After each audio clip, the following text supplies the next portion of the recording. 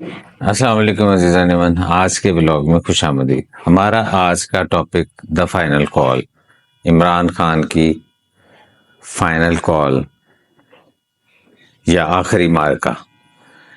لیکن اگر ہم اسے تھوڑا سا پیچھے سے جا کر دیکھنا شروع کریں کہ یہ بات ایک سائفر سے شروع ہوئی اور کفن پوش سرفروشوں تک کیسے پہنچی،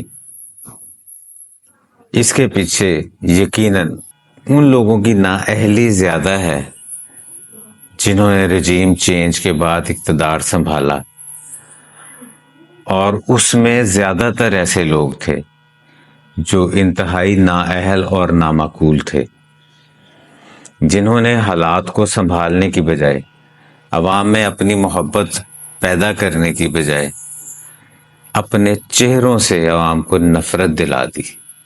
لوگ ان کے چہروں کو سکرین پر دیکھتے ہیں تو اپنی سکرینیں بند کر دیتے ہیں۔ اس کی وجہ یہ ہے کہ لوگ کم از کم اپنی روٹی اور اپنے بچوں کے مستقبل کے لیے پر امید ضرور ہو گئے تھے عمران خان کے دور حکومت میں۔ لیکن اس کے بعد جو کچھ ہوا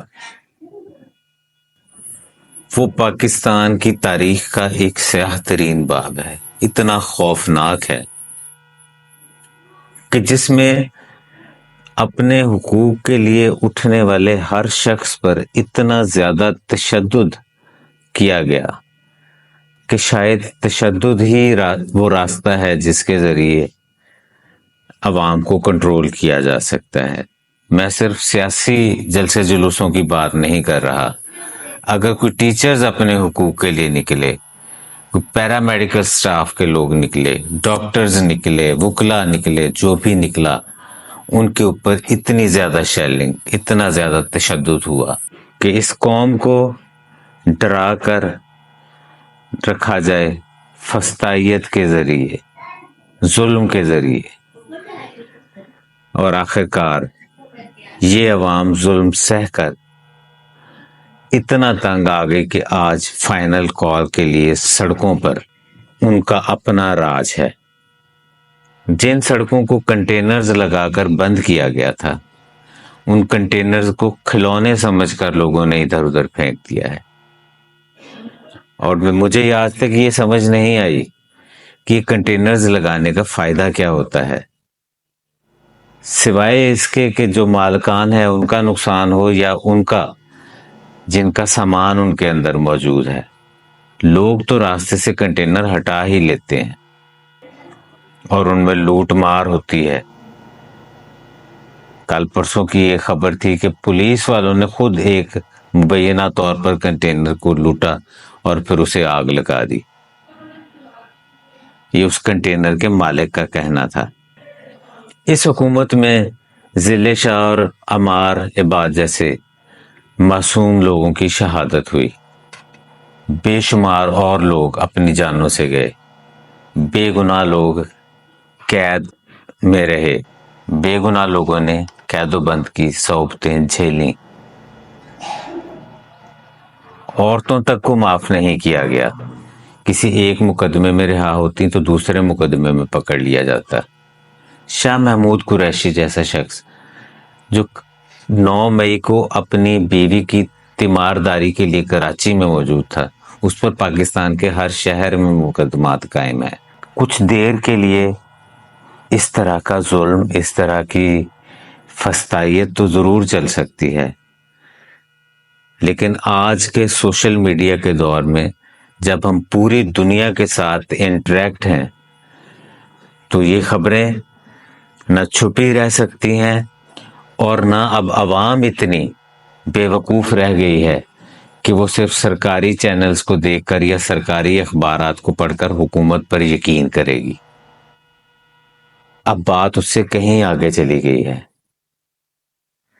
عوام میں شعور ہے اور شعور دینے والا شخص قید میں بیٹھا ہے، لیکن اس کی قید میں بیٹھ کر جو پلاننگ ہے اس نے ایک دفعہ پھر دکھا دیا کہ اس فائنل کال کے لیے اس نے جو کمیٹی بنائی تھی اس کمیٹی کے ناموں کو سیغہ راز میں رکھا گیا، صرف اس وجہ سے کہ وہ اپنے تمام فرائض کو بخوبی سر انجام دے سکیں۔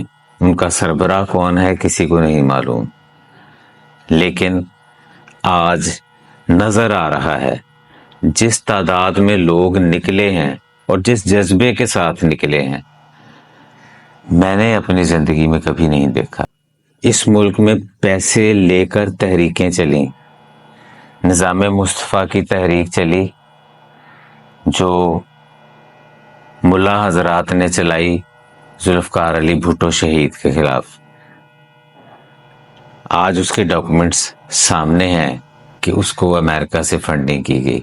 اس کے علاوہ جو تحریکیں چلیں ان کے بارے میں بھی خبریں سامنے آ رہی ہیں کہ مبینہ طور پر وہ بھی فنڈنگ کے ذریعے چلتی رہیں، لیکن یہ واحد تحریک ہے جس میں لوگ بتا رہے ہیں کہ کوئی اپنی مرغیاں بیچ کر اس میں شریک ہوا، کوئی اپنی بکریاں بیچ کر شریک ہوا، اور وہ اس عہد کے ساتھ اس جلوس کے اندر شریک ہیں کہ وہ اس وقت تک وہاں سے نہیں جائیں گے جب تک ان کے لیڈر کو رہا نہیں کیا جاتا۔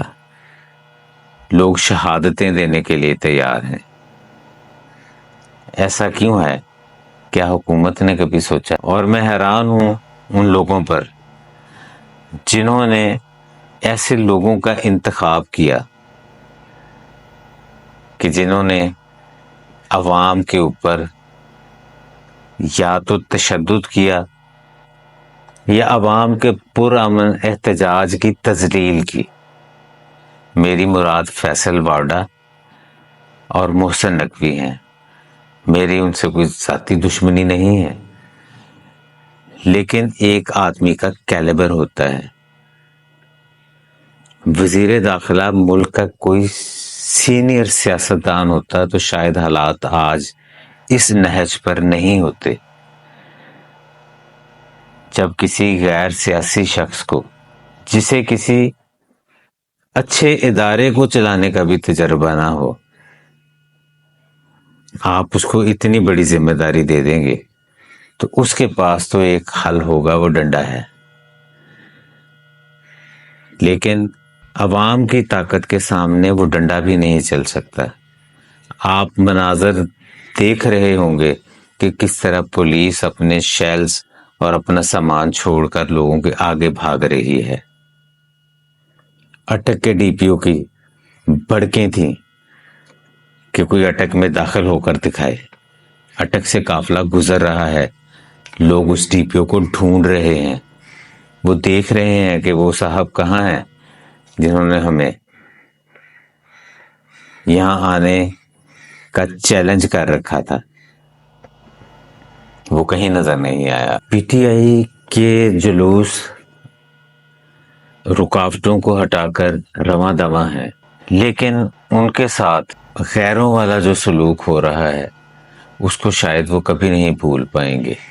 میں حیران ہوں کہ ہمارے وزیر داخلہ صاحب بیان دیتے ہیں کہ اگر آزاد کشمیر کے لوگ پاکستان میں احتجاج کے لیے آئے تو ان کے ساتھ خوارج والا سلوک کیا جائے گا کیونکہ وہ پاکستانی نہیں ہیں۔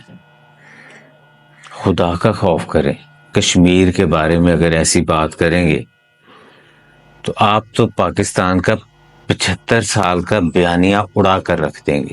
یہ جو جلوس ہیں ان میں ہزاروں لاکھوں لوگ اسلام آباد بھی پہنچیں گے اور ڈی چوک تک بھی پہنچ جائیں گے، لیکن بہتر یہ ہے کہ تمام پارٹیوں سے ایسے لوگوں کی ایک کمیٹی تشکیل دی جائے یا آل پارٹیز کانفرنس بلا کر اس میں ایسے لوگوں کو بلایا جائے جو چابی والے کھلونے نہ ہوں، واقعی میں سیاسی سمجھ بوجھ والے لوگ ہوں۔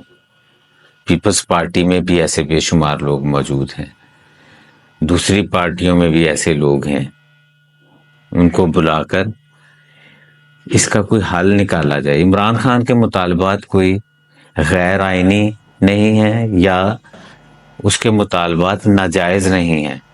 وہ اپنے مینڈیٹ کی واپسی چاہتا ہے، وہ بے گناہ لوگوں کی رہائی چاہتا ہے، 26ویں آئینی ترمیم جس کے ذریعے عدالتوں کو عدالت نہیں رہنے دیا گیا بلکہ اپنی مرضی کے فیصلے لکھنے والا ایک ٹائپ رائٹر یا کی بورڈ بنا دیا گیا ہے، وہ اس 26ویں ترمیم کی واپسی چاہتا ہے، اور پھر اس کے بعد اس کی خود کی باعزت بریت، یہ سب سے بڑا مسئلہ ہے۔ اگر ان مسائل کو حل کر لیا جائے تو یقیناً یہ لوگ پرامن طریقے سے اپنے گھروں کو واپس چلے جائیں گے۔ اس کے علاوہ اگر کسی کی یہ سوچ ہے کہ ظلم اور جبر کے ذریعے یہ روک لیا جائے گا ان کو، تو حالات مزید خراب ہوں گے۔ ان کے اندر کوئی دہشت گرد گھس کر کوئی ایسی کارروائیاں کر سکتے ہیں خدا نخواستہ جس سے ملک کا نقصان ہو سکتا ہے۔ ذمہ داری زیادہ حکومت پر عائد ہوتی ہے۔ اپوزیشن تو اس وقت جذباتی ہے، جتنا ظلم ان کے ساتھ ہوا ہے، جس شخص کا بھی انٹرویو سنتے ہیں ہر بندہ اپنے ظلم کی داستان سنا رہا ہے۔ خدا کے لیے اس ملک پر رحم کریں۔ پھر وہی بات ہے جو پچھلے ولاگ میں کہی تھی کہ آپ نے یا آپ کی نسلوں نے پتہ نہیں یہاں رہنا ہے یا نہیں، لیکن ہم نے اور ہماری نسلوں نے یہیں پر رہنا ہے، اور جن لوگوں نے یہاں رہنا ہے ان کے رہنے کے قابل اس ملک کو چھوڑ دیں۔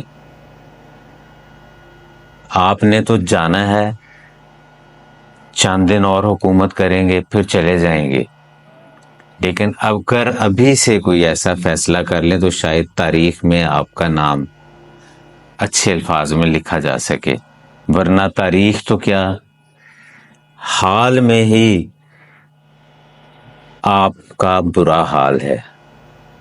ان الفاظ کے ساتھ آپ سے اجازت چاہوں گا۔ انشاءاللہ تعالی اگلے ولاگ میں آپ کو نئی اپڈیٹس کے ساتھ ملتے ہیں۔ اللہ حافظ۔